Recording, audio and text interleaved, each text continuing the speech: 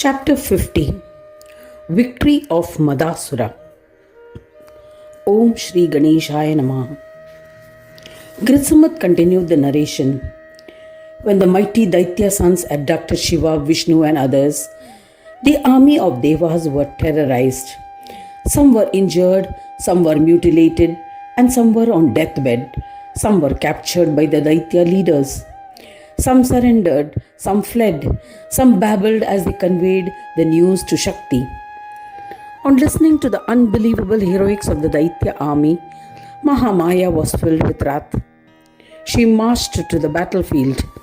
When Madasura heard of the arrival of Jagadamba, he, with his sons and his brave warriors, confronted her. When she heard that the Mahadaitya had himself arrived to battle her, an infuriated Jagadambika picked up her bow. The moment they heard the twang of the stringing of her bow, Daityas were filled with fright. Some fell unconscious, others bolted from the battlefield. Just then Madasura blew the conch, which reverberated across the three worlds. Devi also blew her conch, which echoed in the skies. The Daitya leaders also blew the conches, resulting in an uproar. The brave soldiers roared like lions. Shakti did the same, and various military instruments were playing, sounding the readiness for war. The Devas became ecstatic. Kalika, filled with anger along with the other Shaktis, tormented several warriors from the Daitya army. The weapons used were Trishul, noose, and other weapons. Daityas, struck by Shaktis, fled in different directions. Agitated, Madasura's sons arrived on the battlefield. He shot arrows which brought death to Devas. Several Devas and Ganas of Shakti were wounded.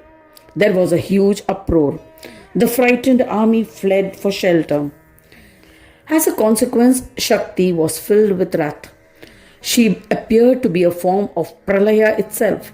She launched an oppressing attack on the Daityas. Sanjana, Lakshmi, Savitri restrained Dhanapriya, Vilasi and Lolupa with their noose and threw them into a dark cell. An irritated Madasura arrived on the battlefield and knocked his bow. He released his most powerful arrow. From that destructive astra was created a mighty Purusha. He swallowed the army of Shakti.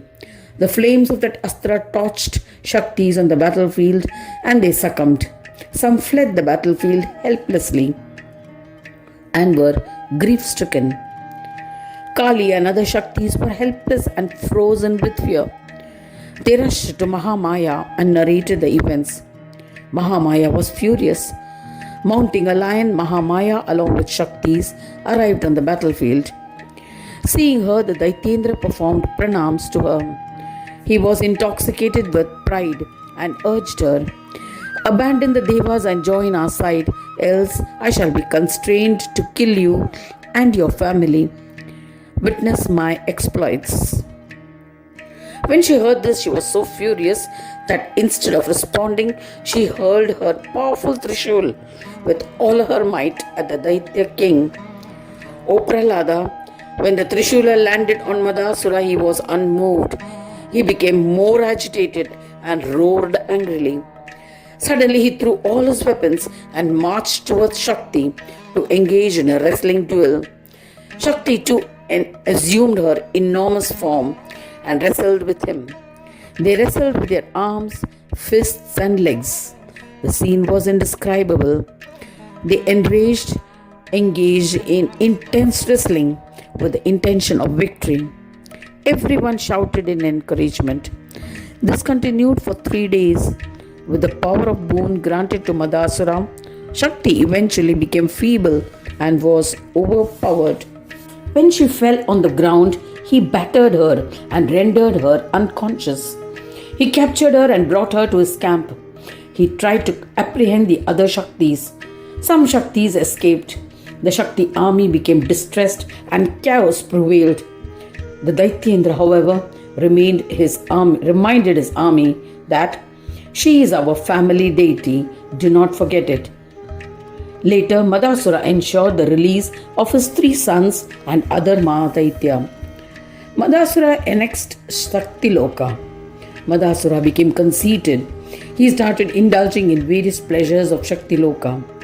While indulging thus, he behaved irrationally and indulged with women and wine.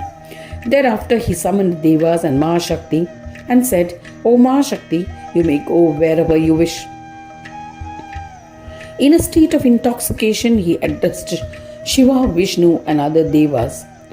"You also can go wherever you desire. However, you will always be under my command." He bowed to Shakti. Daityendra said with devotion, "If you join us, then I shall worship you forever." Shakti replied feebly, "I wish to go with the Devas." The Daitya king was intoxicated by pride and released Shakti. She went with the Devas. Jagadmata, mother of the universe, having escaped from a dire calamity, lived in fear in a cave in the mountains.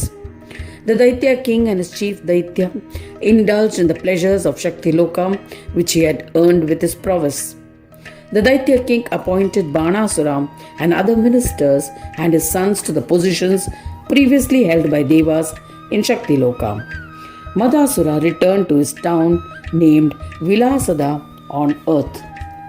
Madasura established himself on earth and ruled the 3 worlds. Then he sent the mighty Tripurasura to Patal to conquer Seshnag and other Naga kings. Having heard of his conquests, Seshnag surrendered. He accepted Madasura's sovereignty and agreed to pay an annual ransom. In this manner, an evil Madasura, the majestic and victorious, happily ruled the universe and all its 3 worlds. Destiny was favorable, and their acquaintances and relatives also enjoyed themselves with the best of pleasures in the 3 worlds.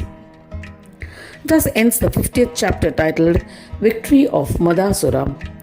In the second Khanda of the Purana Upanishad, Sriman Mudgal Purana, describing the legends of Ekadanta, dedicated to Shri Gajananana. End of chapter 50.